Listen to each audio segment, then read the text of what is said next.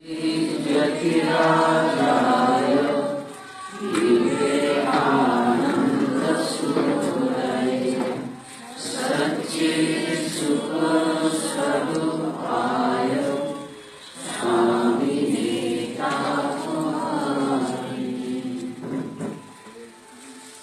বলুন, সমস্ত পার্শ্বদের মধ্যে হয়ে যায়। হ্যাঁ, এটা বলুন আমার সঙ্গে।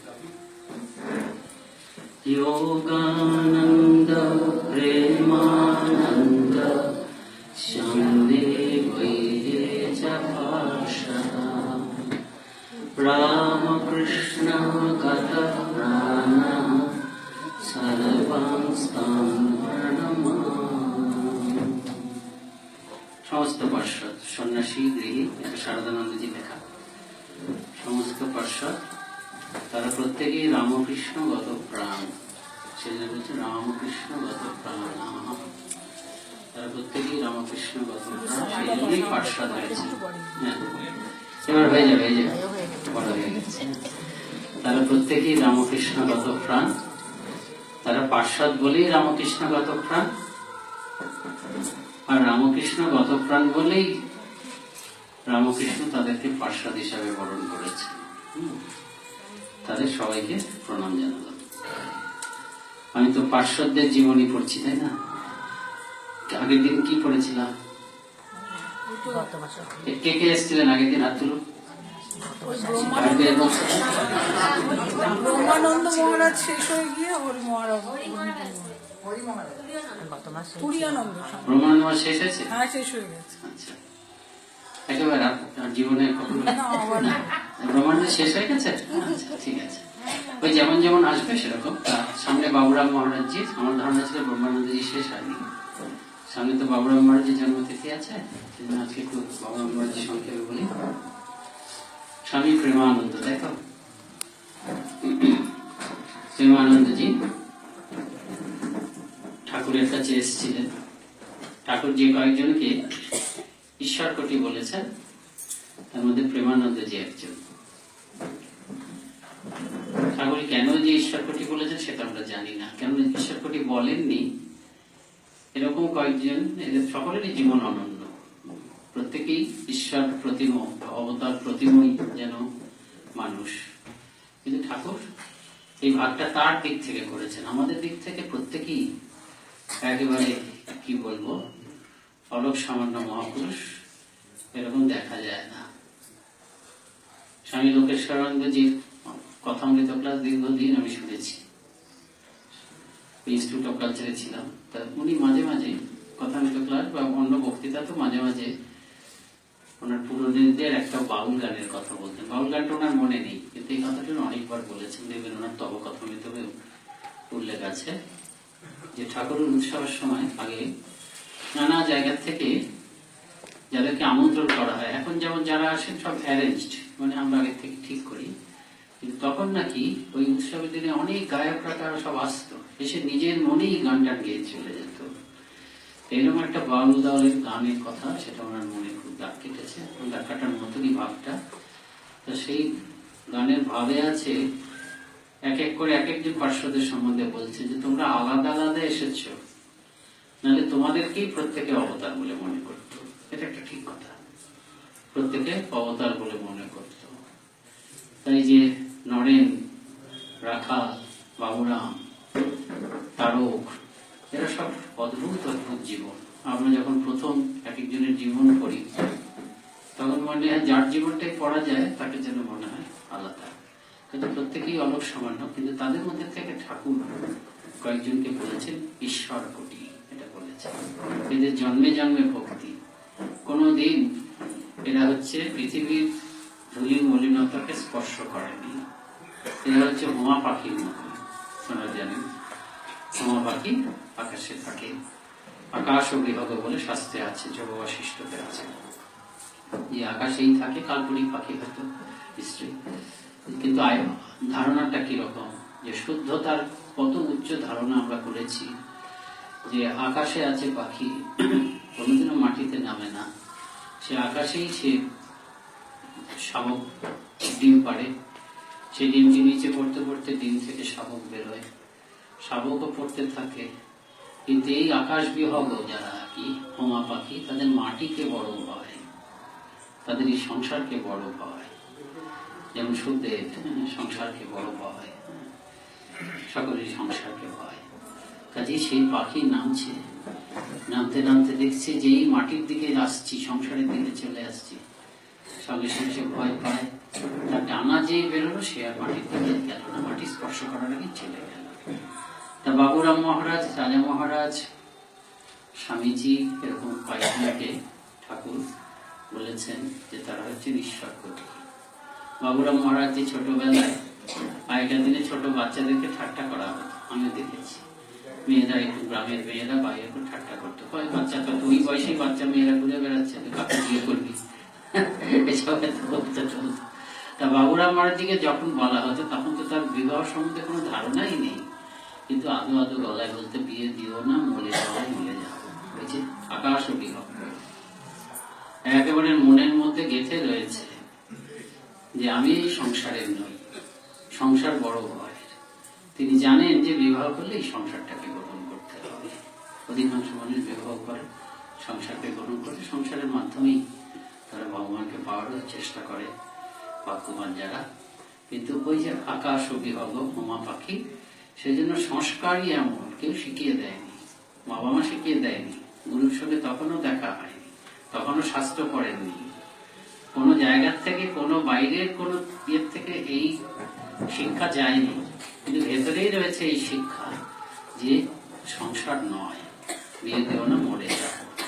তা যাই হোক, কলকাতায় করতেন, বাড়ি তো আটপুরে, জানেন আটপুরে মিত্র ঘোষ ওই পরিবারের খুব নাম, ঘোষ পরিবার। বাবা ভক্ত, শ্রীকৃষ্ণের ভক্ত। তার ছেলে বলরাম ঘোষ পুরীর সাথে জমিদারি আছে, ভদ্র কোঠারে জমিদারি আছে। আপনারা গেছেন এখন কোঠার, মা সেখানে গেছেন এখন কোঠার, খুব সুন্দর ছোট্ট আশ্রম।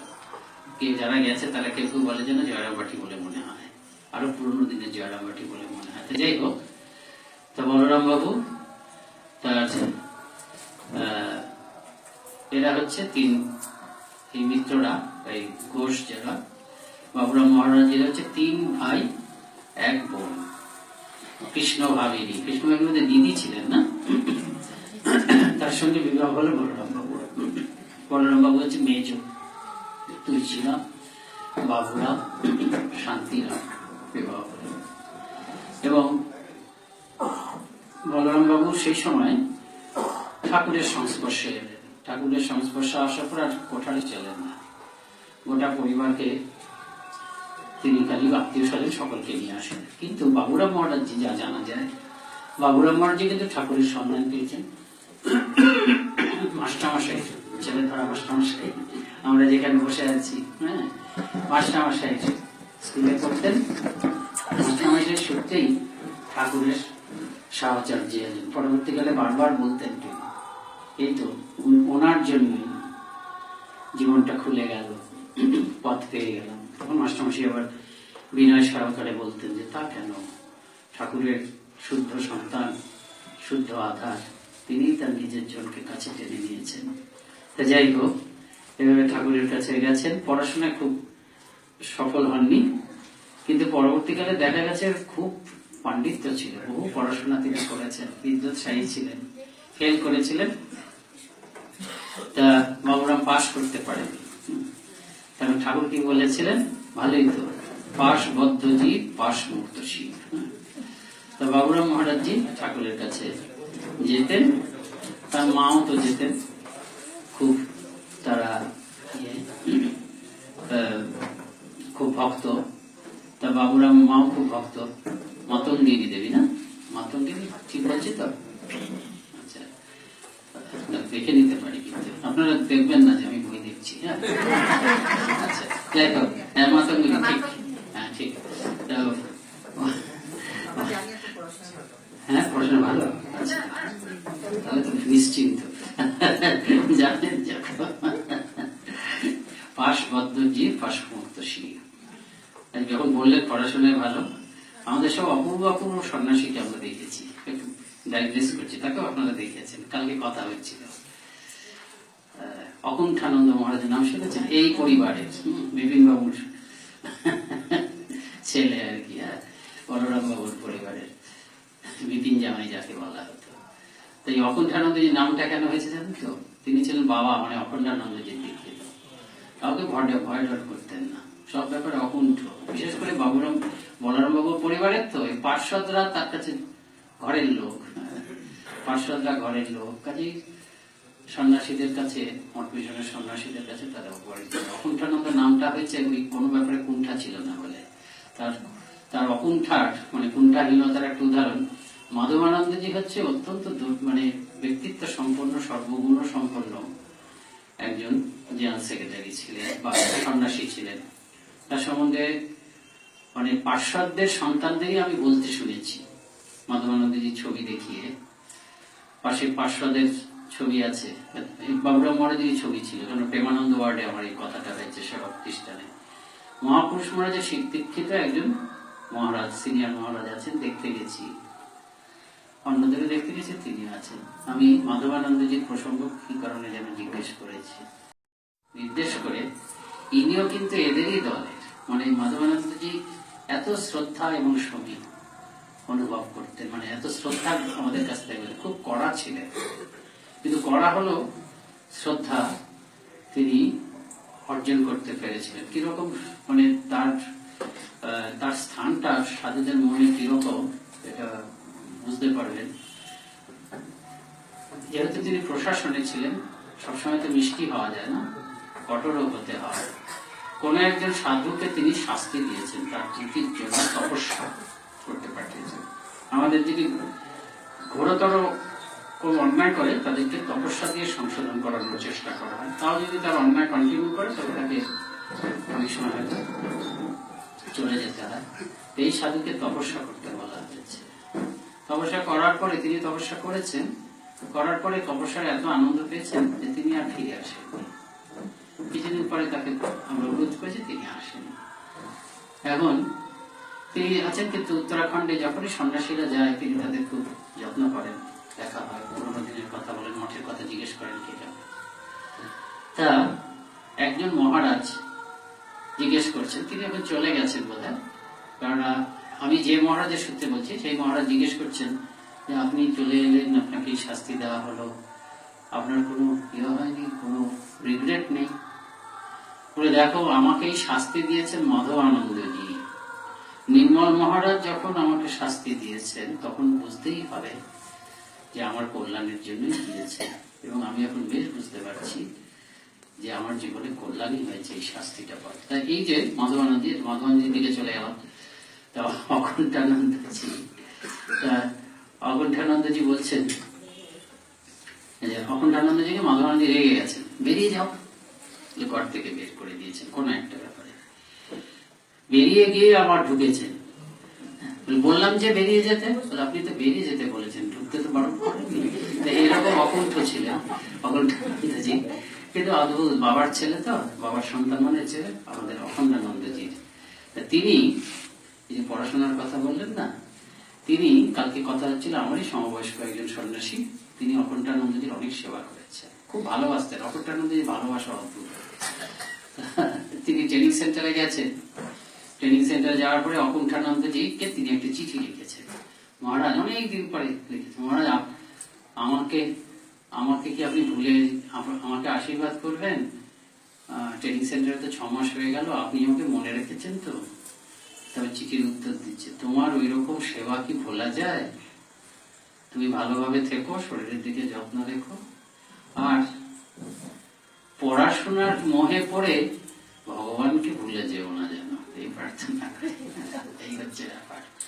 সেই জন্য ঠাকুর বলছেন না, বাবুরাম মহারাজ, পড়াশোনা তো লোক দরকার। স্বামীজি পড়াশোনার কথা বলেছেন, রামকৃষ্ণের সাথে পড়াশোনা করতে হবে। বিদ্যার চর্চা না থাকলে সঙ্গ হীনদশা প্রাপ্ত হয়। এই যে বাবুরাম মহারাজজি, এগুলি যদি প্রসঙ্গ করে সময় থাকতে আসবো, তিনি ব্রহ্মচারীদের সাথে সাথে সাথে সাথে দেখে মানুষ করতেন। জিজ্ঞেস করতেন, পড়াশোনা কিছু হচ্ছে? ইংরেজি কিছু পড়েছো? সংস্কৃত কিছু পড়েছো? হয়তো পড়েনি, বলে তাহলে এই ব্যাকরণ কৌমুদি কিনে দিলাম, আর প্যালিচরণ সরকারের বই ফার্স্ট বুক বোধ না, তখন এই কিনে দিতেন। যদি এতদিনের মধ্যে না করতে পারো 4টে পয়সা আবার দিয়ে দেবো। 4টে পয়সা মানে নৌকর ভাড়া চলে যাবে। পড়াশোনা চাই, কিন্তু পড়াশোনা করতে গিয়ে যেন আসল লক্ষ্যটাকে ভুলে না যায়। রামকৃষ্ণ মঠ মিশন হয়ে গেছে। ভগবান তো থাকবেই, ভগবানও থাকবে, ভগবান মূল, পড়াশোনার আর ভগবানের মধ্যে ভগবান ফার্স্ট। কিন্তু রামকৃষ্ণ সঙ্গে যদি যথার্থ সাধু হতে হয় তবে বিদ্যার চর্চা করতে হবে। পাশমুক্ত জীব, পাশমুক্ত শিব ঠাকুর খুব খুশি হলেন। তাহলে আসতে শুরু করলেন বাবুরাম মহারাজজি ঠাকুরের কাছে। অনেক ঘটনা আছে, যেমন যেমন আমার মনে পড়বে সেরকম বলবো, আর বই আছে। অনেকের ভাব হয় ঠাকুর বাবুরাম মহারাজের সঙ্গে কি কি বলেছেন সেটা তো আপনার জানেন। ও আমার দরদি, ও হচ্ছে ভগবান বাবুরামকে দেখলাম নারী মূর্তি, শ্রীমতীর অংশ, হাড় শুদ্ধ শুদ্ধ, এসব কথা বলতেন। ঠাকুরের যখন ভাব সঙ্গে সঙ্গে থাকতে হতো, ভাবাবিষ্ট অবস্থায় অশুদ্ধ লোক ছুলে ভাবটা কষ্ট হতো, খুব কষ্ট করে ভাবটা ভেঙে যেত। বাবুরাম মহারাজ ছাড়া ঠাকুর থাকতে পারতেন, অন্যরা থাকতো, কিন্তু সকলের ভাব সাধারণত এইসব যদি মানে ভাব আছে জানেন তো, মায়ের শক্তির ভাবে ভাব, আবার বিষ্ণুর ভাবে ভাব, যে ভাবে ভাব সেইভাবে ভাবিত লোক ছুতে হয়, নাহলে ভাবটা ভেঙে দেয় তো একটা জার্কি না। অপবিত্র লোক হলে তো কষ্ট হবেই। শক্তির ভাবে ভাবিত হয়েছেন, তখন বিষ্ণুর ভাবে ভাবিত ওই ঘটনার লোক যদি ছয় তখন কষ্ট। বা বিষ্ণু ভাবে ওই রাধারানী বিষ্ণু, এই শ্রীকৃষ্ণ বিষ্ণু ভাবে ভাবিত, সেই সময় যদি শক্তির ভাব যার মধ্যে প্রবল বা বেদান্তের ভাব যার মধ্যে প্রবল, তিনি যদি স্পর্শ করেন তখন একটু ভাবটা ইয়া হয়। আর সব থেকে কষ্ট হয় অপবিত্র লোক হলে। বাবুরাম মহারাজকে থাকতে হতো। বাবুরামকে মহারাজ যারা ঠাকুরকে ছুঁতে পারতেন সেই সময় তার মধ্যে অন্যতম হচ্ছেন বাবুরাম মহারাজজি। আর এই যে বাবুরামকে দেখেছে শ্রীমতীর অংশ, পরবর্তীকালে এটা দেখা গেছে, ঠাকুরের দর্শনগুলো তো বোঝা যায় না। পরবর্তীকালে স্বামী ভাগবতানন্দ বলে একজন সাধু স্মৃতি কথায় আছে যে বাবুরাম মহারাজ যে আরতি করছেন, উনি পেছনে দাঁড়িয়ে আছেন। হঠাৎ দেখছেন একটু অপূর্ব সুন্দরী নারী মূর্তি বাবুরাম মহারাজের জায়গায় আরতি করছে। বারবার ধরে চোখ কচলাচ্ছেন, দেখছেন যে অপূর্ব, একেবারে অপূর্ব, একদম সোনার বরণ। আর কোনো গোপিকাকে, শ্রীমতীর অংশ তো, ওই শ্রীমতীর অংশ রূপে দেখছে। আবার কিছুক্ষণ পরে ঠিক হবে। এগুলো সব হচ্ছে সত্য কথা। বাবুরাম মহারাজ আসছেন ঠাকুরের কাছে, অনেকেরই ভাব হয়, ভাবের কথা শুনে তিনি একদিন ঠাকুরকে ধরে বসলেন যে আমারও যেন ভাব হয়। আমি বলি তোর কি? ঠাকুর তো বলছেন যে তোর তো সব, আমি যাচ্ছি দেখবো। বারবার ধরে বলছেন আপনি মাকে বলুন যাতে আমারও ভাব হয়। ঠাকুর মায়ের কাছে বললেন যে বাবুরাম বলছে ভাব হয়। তারপর মা কি বললেন সেটা এসে বললেন। মা বলেছেন বাবুরামের ভাব হবে না, জ্ঞান হবে। এই কথাটা বললেন, বাবুরামের ভাব হবে না, জ্ঞান হবে। এবং ভাব হবে না, জ্ঞান হবে, এই কথাটা কিন্তু বাবুরাম মহারাজজিকে দেখে, তার জীবনটা যেমন, সেটা দেখে কিন্তু আমরা বুঝতে পারি না এই কথাটা সত্যতা। কেন বাবুরাম মহারাজজির জীবনে আমরা জ্ঞানের প্রকাশ দেখিনি বিশেষ। জ্ঞান বলতে কিন্তু এটা পড়াশোনার জ্ঞান নয়। যখন ঠাকুর শাস্ত্রীয় অর্থে কথা বলছেন, এই জ্ঞান মানে হচ্ছে কিন্তু সেই পরম ব্রহ্ম জ্ঞান। দুটো পথে আমরা ভগবানের দিকে প্রধানত এগোই, একটা হচ্ছে ভক্তি পথ আর একটা হচ্ছে জ্ঞানের পথ। ভক্তি পথটা হচ্ছে ভালোবাসার পথ, ভগবানকে ভালোবাসি, সেই ভালোবাসার কাছে অন্য ভালোবাসা, জাগতিক ভালোবাসা তুচ্ছ হয়ে যায়, তারপর ভগবানকে লাভ করি। আর জ্ঞানের পথ হচ্ছে বিচার করতে হয়, বিচার করতে করতে যেতে হয় যে একেবারে সর্বব্যাপী সত্তা আছে, তিনি সর্ববৃহৎ, তাকে নানা নামে বলা হয়। সব থেকে পরিচিত একটা নাম হচ্ছে ব্রহ্ম। এবং আমি আবিষ্কার করব যে এই যে নিজেকে আমি এত ছোট ভাবি, আমি আসলে ছোট নই, আমি আসলে চিরকালই সর্বতর সেই ব্রহ্ম, এবং আমি একাই আছি, ব্রহ্মই পৃথিবীতে আছে একা। এই অদ্বৈত জ্ঞান, এটাই হচ্ছে জ্ঞান। মা বললেন ঠাকুরকে, জগৎজননী ঠাকুরকে বললেন যে বাবুরামের ভাব হবে না, কিন্তু জ্ঞান হবে। অথচ আমরা জানি যে এই ভালোবাসা ইত্যাদি ভক্তিপথ থেকেই বেরোয়, কিন্তু এই নতুন যুগে আমরা এটা বুঝে গেছি যে ভালোবাসাটা জ্ঞান থেকেই প্রেম হয়। জ্ঞান থেকে প্রেম হয় মানে কি? যে সর্বভূতে আমি আছি, সেখান থেকে প্রেম। সর্বভূতে আমি আছি, আমাদের প্রত্যেকের মধ্যে ভালোবাসা আছে। আমি পৃথিবীর যে কোনো মানুষের মধ্যে, যে কোনো প্রাণীর মধ্যে আমি আছি। কাজে আমি বুঝি বা না বুঝি, পৃথিবীর যে কোনো মানুষের আনন্দ আসলে আমার আনন্দ। আমি বুঝি বা না বুঝি, পৃথিবীর যে কোনো মানুষের দুঃখ আসলে আমার দুঃখ। এটা যেন এরকম, ধরুন আমার পায়ে একটা কাঁটা ফুটে গেল, আমি কি বলবো যে ওটা আমার পায়ের ব্যথা?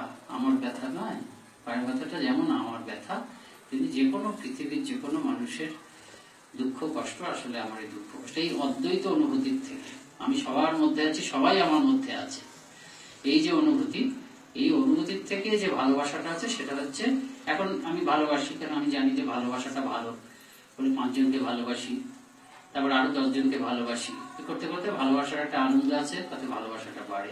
কিন্তু এটার মধ্যে একটা চেষ্টা আছে।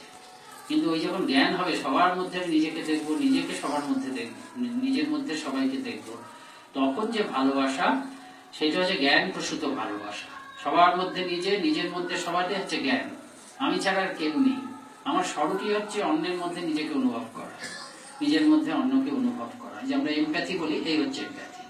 অন্যের দুঃখটা আমারই দুঃখ হয়ে যাবে স্বাভাবিক। সেই জন্য এই জ্ঞান থেকে প্রেম, জ্ঞান প্রেমে পর্যবসিত হয়। স্বামীজি আজকালকার দিনে এই কথাটা বলেছেন। স্বামীজি যে 4টে প্র্যাকটিক্যাল বেদান্তের উপরে বক্তৃতা আছে না, তিনি বললেন যে ত্যাগ করতে হবে। লন্ডনে বক্তৃতা দিয়েছিলেন যে আমাদের শাস্ত্র বলছে যে ত্যাগে নাকি অমৃতত্ব মানুষ, ঋষিরা বলেছেন। হ্যাঁ, তাই ওটা তো ভুল হতে পারে না। একমাত্র ত্যাগ, তাছাড়া এই অমৃতত্ব লাভ করা যাবে না, চরম সত্য লাভ করা যাবে না। তারপরে স্বামীজি বলছেন ত্যাগ মানে, তার মানে কি তুমি তোমার স্ত্রী পুত্র কন্যা প্রিয়জন সবাইকে ফেলে দেবে, তাদেরকে জঙ্গলে পাঠাবে, বা তাদেরকে এখানে ফেলে তুমি জঙ্গলে চলে যাবে? সে তো নর পশুদের কাজ। স্বামীজি বলেছেন only human brutes can do it, এই কথাটা বলছেন যে নর পশুদের কাজ। তাহলে কি হবে?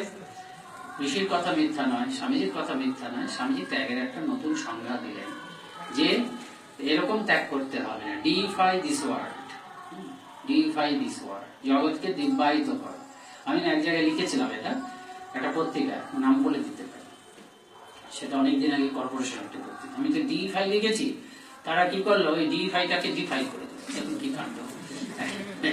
ডিফাই দিস ওয়ার্ল্ড, দেখো ডিফাই দিস ওয়ার্ল্ড, জগৎকে দিব্যায়িত করো। স্বামীজি ব্যাখ্যা করছেন যে যে তুমি জগতে কখনো ভগবান ছাড়া আর কিছু দেখোনি, কিন্তু ভুল করে ভগবানকেই ভেবেছো মানুষ, ভগবানকেই ভেবেছো বস্তু, ভগবানকেই ভেবেছো পশু, ভগবানকেই ভেবেছো এই টেবিল।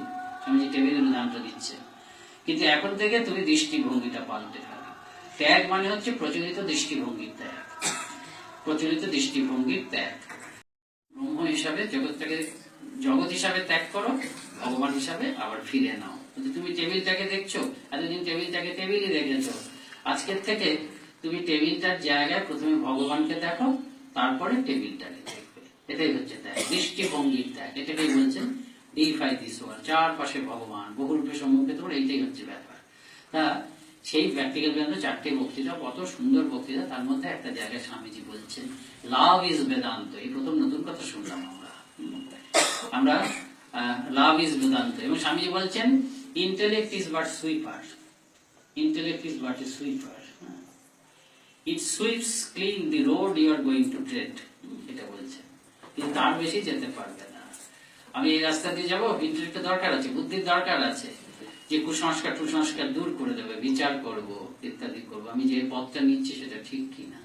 কিন্তু বলছেন ভালোবাসা, সেটাই কিন্তু ইন্সপিরেশন তোমাকে দেবে যে এগিয়ে গিয়ে লক্ষ্যে নিয়ে যাবে। সেই জন্য বলছেন লাভ ইজ বেদান্ত, এ কথাটা বলছে। এটাই প্র্যাকটিক্যাল বেদান্ত। আমাদের যদি ব্যবহারিক বেদান্ত করতে হয়, বেদান্তকে যদি একেবারে ব্যবহার মানে এই মুহূর্তে আমাদেরকে আনতে হয়, তাহলে মন, আসল কথা হচ্ছে ভালোবাসা। আমাকে ভালোবাসতে হবে, ভালোবাসার গণ্ডিটা ক্রমশ বাড়াতে হবে। সেই দিক থেকে দেখে আমরা এই আলোকে যদি দেখি, তাহলে আমরা এটাই সঠিক আলো। এই আলোকে দেখলে দেখা যাবে ওই যে ঠাকুরকে মা যা বলেছিলেন বাবুরাম মহারাজজি সম্বন্ধে, যে বাবুরামের ভাব হবে না কিন্তু প্রেম হবে, একদম প্রেমের পরাকাষ্ঠা। এইরকম প্রেম দেখা যায়। যখন বাবুরাম মহারাজের দেহত্যাগ হলো 1918 সালে, রাজা মহারাজজি একটা কথা বললেন, ঠাকুরের প্রেমের দিকটা চলে গেল। এরা সব যেন ঠাকুরের এক একটা অংশ। কারোর মধ্যে ঠাকুরের একাধিক দিক, কারোর মধ্যে ঠাকুরের একটা দুটো দিক। তা বাবুরাম মহারাজজির মধ্যে, আর প্রত্যেকের মধ্যে তো কাম কাঞ্চন ত্যাগের দিকটি তো আছেই, ওটা তো বেশ, ওটা তো প্রিয় পবিত্রতা। পবিত্রতাটা প্রত্যেকের, ঠাকুরের পবিত্রতাই তাদের মধ্যে আছে। তাদের দেখে বোঝা যেত ঠাকুরের পবিত্রতা, ওটা তো আছে। এছাড়া যে অন্যান্য লক্ষণাবলী তার মধ্যে এক একজনের মধ্যে এক একটা বা কয়েকটা খুব প্রকট হয়েছে। সব থেকে বেশি সবকিছু প্রকট হয়েছে স্বামীজির মধ্যে অবশ্যই। আর রাজা মহারাজজি, বাবুরাম মহারাজজি ত্যাগের পরে এই কথাটা বললেন যে ঠাকুরের প্রেমের দিকটা চলে গেল।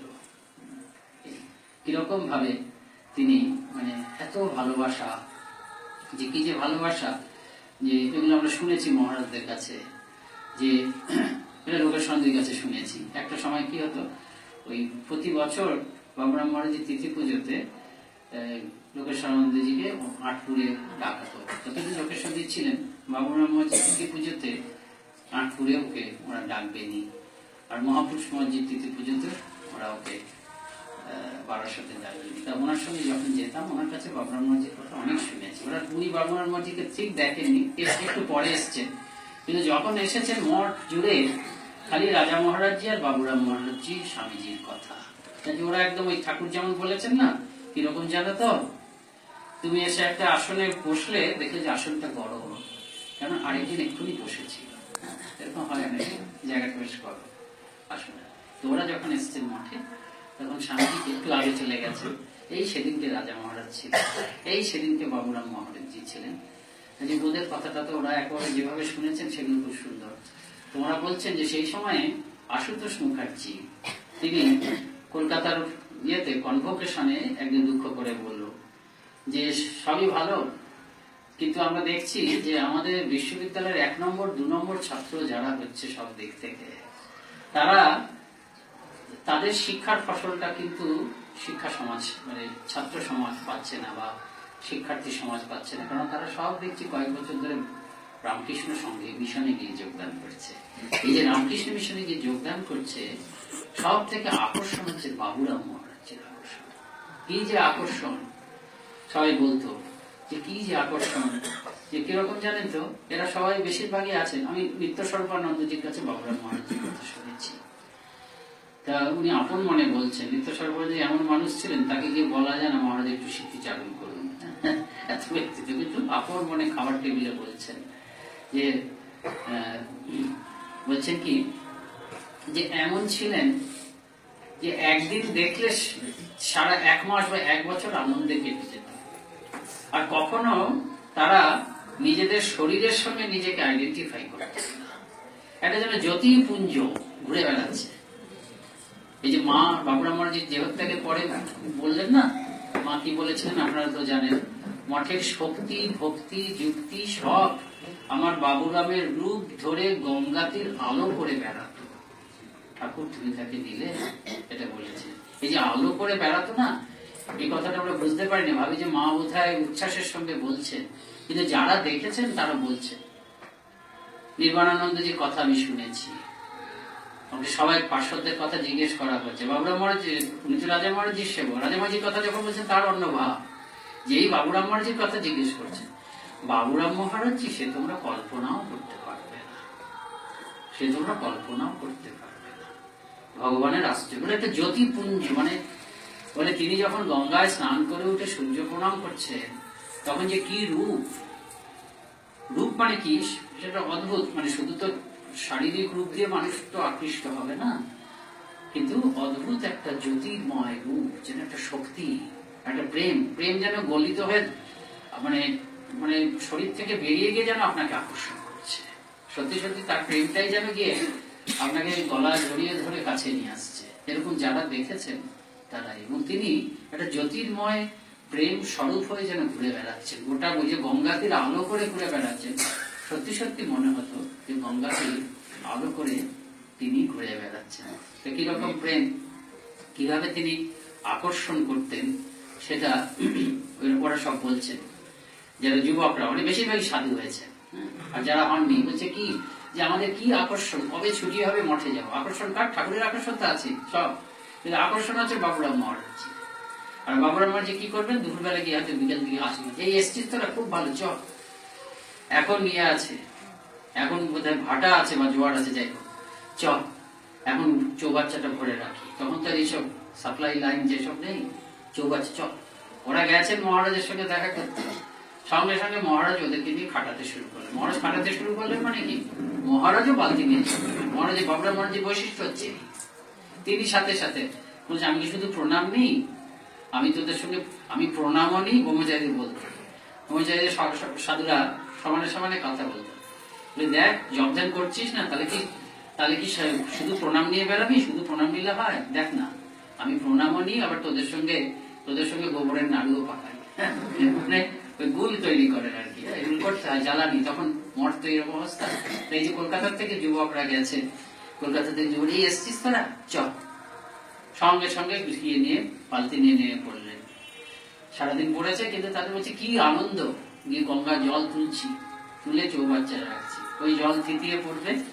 হ্যাঁ, থিতিয়ে পড়ার পরে ময়লাটাকে কাপড় দিয়ে ঢেকে নামিয়ে করা হবে, তারপর সেই জল খাবে। তোর বমিয়ে পড়লে অনেকক্ষণ ধরুন 1 ঘন্টা 2 ঘন্টা বা যাই হোক, যতক্ষণে জল ভরলে চৌবাচ্চা ভরা হলো, ক্লান্ত হয়ে গেছে, এবার তো প্রসাদ দিতে হবে। প্রসাদ আর কি আছে, প্রসাদ নেই, একটু প্রসাদ খা। প্রসাদ বলতে কিছু নেই, সারাদিনের প্রসাদের পরে দেখা যাচ্ছে বলছে যে গলা কলা পড়ে রয়েছে, সেই কলা উনি দিলেন। মানে সেই যে কি অমৃত মনে হচ্ছে, ভালোবাসাটার আকর্ষণ।